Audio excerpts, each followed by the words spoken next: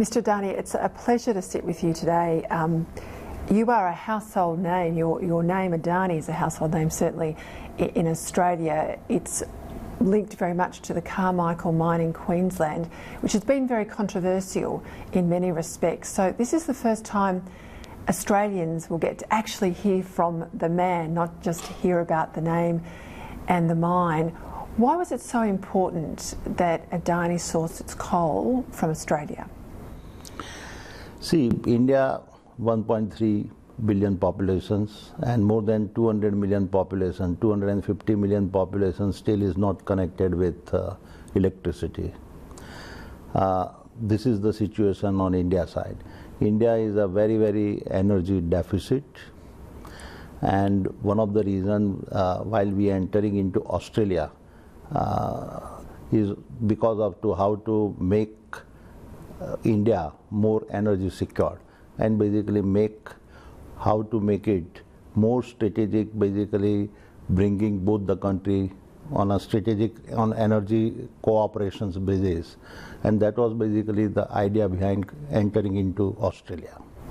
Has your patience been tested with the process? Because it's been 8 years and you've spent already $1 billion to go through countless approval hurdles. We know this week is the decision week for the go-ahead of the mine. Do you still think Australia is a good place to invest? See, I can tell you that from the federal government point of view, last 8 years we are continuously getting good support, and we continuously follow the process of Australia, which is quite stringent compared to India. But when we enter into Australia, our main goal was basically how to enter into OECD countries, where the approval and process and certainty is more basically reliable. And that was basically the main things. We basically committed so huge investment into Australia.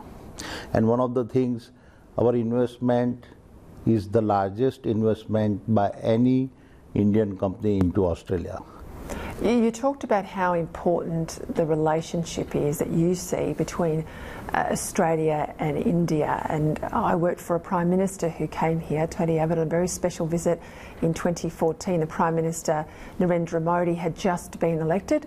I note he's just been re-elected now in a landslide victory. And part of that visit at the time was about the free trade agreement and building the relationship. Do you hope over time, if this mine proceeds, that you are able to grow your relationship with Australia? Definitely. See, on the India side also, people are looking how fairly Adani is doing in Australia and about our investment. And naturally, once basically this investment is successful, many more Indian companies also will jump into Australia. So as the media and investors here in India are watching how difficult perhaps it's been for you to get this mine off the ground, do you think Australia has suffered? Do you think the sovereign risk elements are there? Do you think people are looking at Australia, are concerned that it's not a very consistent place to invest? See, Australia is a democratic country, so you have to go through basically different voices of the different quarters. But I'm quite confident that basically government as well as judiciary system are more robust, and basically ultimately truth and basically the situation will prevail.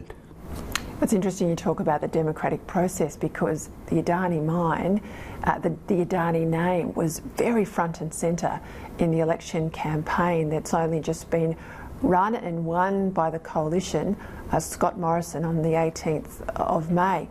And people had their doubts whether Adani would be a plus or a negative, but very clearly in the state of Queensland, particularly in the state of Queensland, people voted for the Adani mine.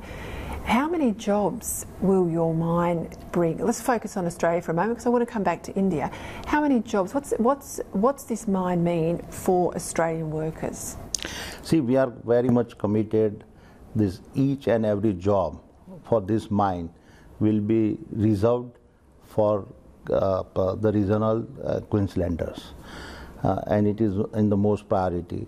We are not basically thinking at all basically sending anyone basically from India, except basically few people coming at the corporate office.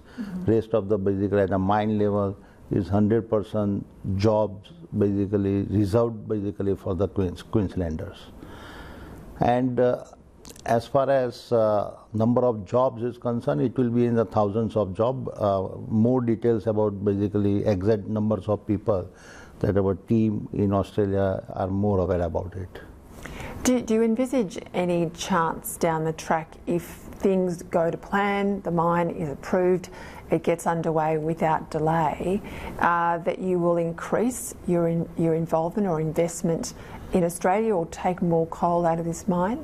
See, at present basically board has approved basically 10 million tons of the productions this, and once basically our first phase of 10 million tons will be commissioned, naturally we will look into more in details about how to increase the productions. One of the reasons I came to India is there is obviously an Australian job component with a mine in our country. There's strong funding that the government will receive from your presence in Australia, both at a Queensland level and obviously a federal government level. But there's very much, in the way I see it, a moral argument here in India, and having previously been to India and seen what extreme poverty Australians don't really understand looks like, and the fact 300 million people live without power. Give me a sense of what you're able to do. I know you've brought power to villages right around this country that haven't had power. Give me a sense of what this means, being able to deliver power to villages and industry with Australian coal. See, if you really see, and actually you should visit basically India on a rural side and basically on the village side, and you will see the what does it mean these poor people, how they basically live. Even one bulb also basically for their children's educations is the most important.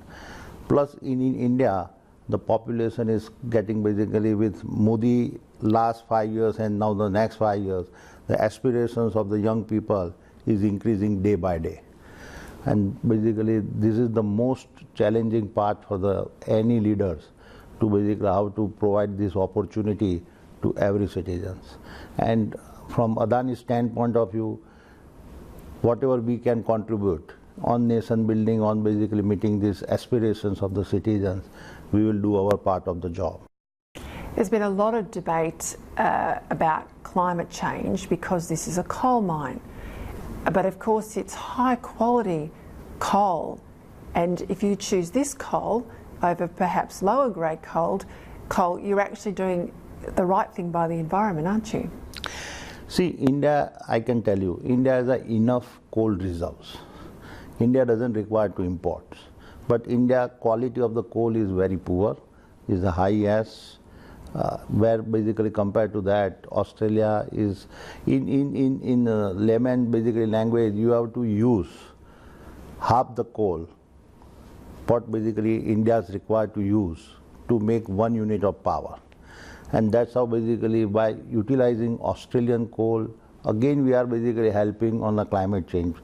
Now one has to basically see in overall energy baskets, thermal capacity, either be it in Australia, be it in India, or be it any part of the Southeast Asia, is more than 60% basically the thermal capacity, either be it a gas or be it a coal. India, gas availability is not there, and LNG import price is basically quite high, which is not affordable. And that's how basically India and other part of the Southeast Asian country, they are more dependent on the coal, energy out of the coal. Definitely, India is quite committed basically on a renewable and climate change basically issues. And Prime Minister Modi in 2014, basically 2015, he committed in Paris, Paris basically climate change program, and that basically has committed 175 gigawatt by 2022, and India is well basically going on that path. Adani Group basically is also today basically the largest player in the renewable energy, and I can basically easily say whatever India has committed, we are well ahead of the time on our commitment. One of the things I'll make the point to Australians is that you have significant nuclear power in this country, zero emissions, and obviously baseload. We still in Australia have the uranium but not the nuclear power. But you're also very committed to wind and solar in particular. I read that you have the world's largest solar farm capacity. How much is that going to be a part of the energy mix in this country going forward? And what's the place of coal over the next 20 or 30 years? Because a lot of people like to say that coal is over, but with your energy demands, I don't think that's right. I don't believe coal is over. But in coal also, clean coal technology is continuously. So the technology upgradation in every aspect will continue to play their role. Renewable, but that doesn't mean renewable also play a major role. And from the group standpoint of view, we will have a 50% of our overall energy mix. It will be on a renewable side. It's interesting, you know, the debate had a lot of fake news in Australia, and I think eventually it cut through because Australians, as I said, Queenslanders particularly, voted for the mine, for the jobs. But a lot of the commentary was that the banks wouldn't lend to you. But of course, when I read a little bit further, often the banks had not even been approached. What's the financing of this mine? How's it going to work? See, what basically I can see, our basically the critics and basically the opponents basically make basically this project basically difficult. It cannot basically get funding from the domestic banks.